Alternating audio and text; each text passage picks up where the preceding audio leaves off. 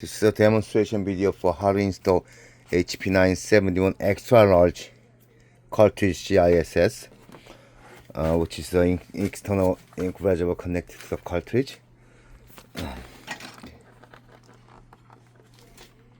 It's different than regular cartridge because extra large size is different. The hole drill. So before you put it in on the slice spot on there, take these caps off and put the air filters. Those air filters are preventing the dust going into the ink.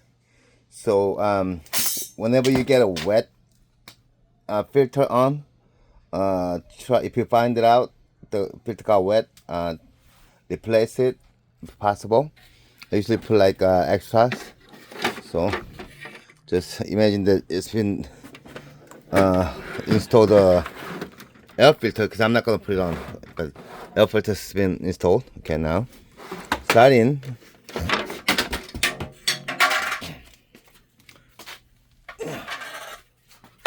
And sorry for this mess. I had to use my old printer, which is not powered on. So after that, just open the cartridge door.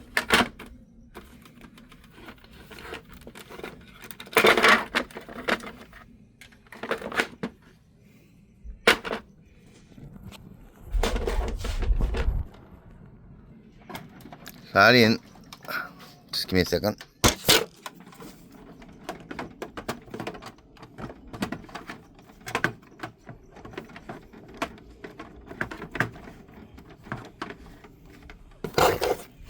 Okay, slide in like this.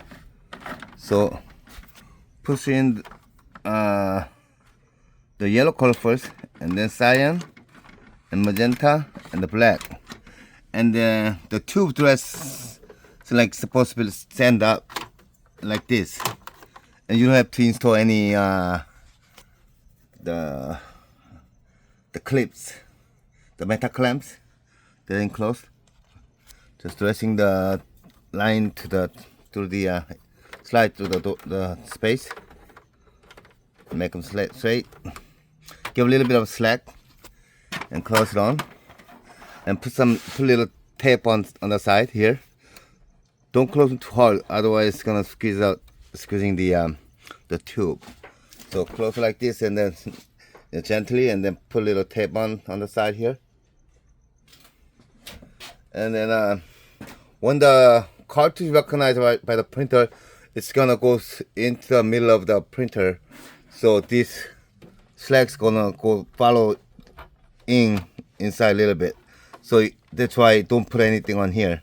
Okay, it's gotta be moved in and out a little bit. So when the cartridge comes up, it's gonna pull out and then goes in, sliding down. Okay, so that's it. That's how you install. And then after that, you get whatever you got message on, like use cartridge installed or empty cartridge installed, whatever.